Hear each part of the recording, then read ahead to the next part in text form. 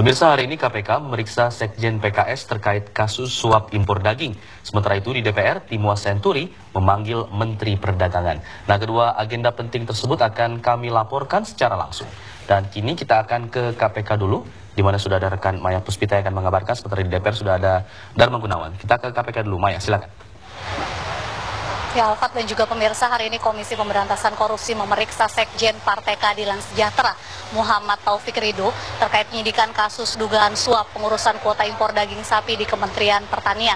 Taufik Ridho tiba di gedung KPK sekitar pukul 10.30 waktu Indonesia Barat dan ia diperiksa sebagai saksi untuk tersangka mantan Presiden PKS Lutfi Hasan Ishak. Saat sebelum memasuki gedung KPK, Taufik Ridho menyatakan penyidik KPK membutuhkan keterangannya sebagai Sekjen PKS untuk menjelaskan seputar anggaran dasar dan juga anggaran rumah tangga Partai Keadilan Sejahtera. Berikut pernyataan lengkap dari Sekjen PKS Muhammad Taufik Ridho.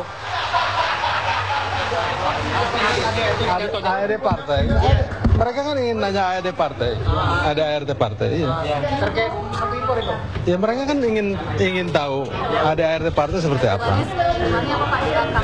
Saya dipanggil untuk menjelaskan ada ART partai. Kaitannya Pak Lutfi, Pak Lutfi berarti?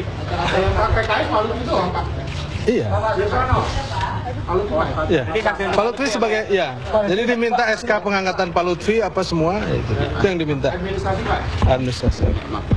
Dalam kasus impor daging sapi ini, KPK menetapkan Lutfi Hasan Ishak sebagai tersangka lantaran diduga Lutfi melakukan trading influence atau menjual pengaruhnya sebagai anggota DPR dan juga Presiden PKS. Lutfi diduga menerima suap sebesar 1 miliar rupiah dari PT Indoguna Utama lantaran telah memuluskan penambahan kuota impor daging sapi di Kementerian Pertanian yang juga dipimpin oleh kader PKS Suswono.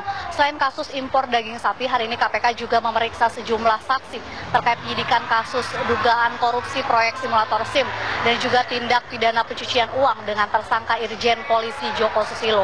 Hari ini KPK kembali memeriksa Bendahara Korlantas Mabes Polri, Kompol Gimo, dan juga anggota panitia lelang proyek simulator AKBP Wisnu Budaya.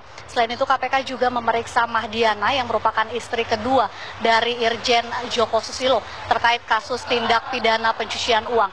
Sampai saat ini KPK telah menyita sedikitnya 40 aset milik Irjen Joko Susilo. Salah satunya yaitu sebuah salon dan juga rumah di kawasan Pasar Minggu Jakarta Selatan yang ditempati oleh istri kedua Joko, Mahdiana. Demikian yang bisa kami laporkan dari gedung KPK. Kembali ke Alfat dan Yaumi. Baik, terima kasih Maya Rahma.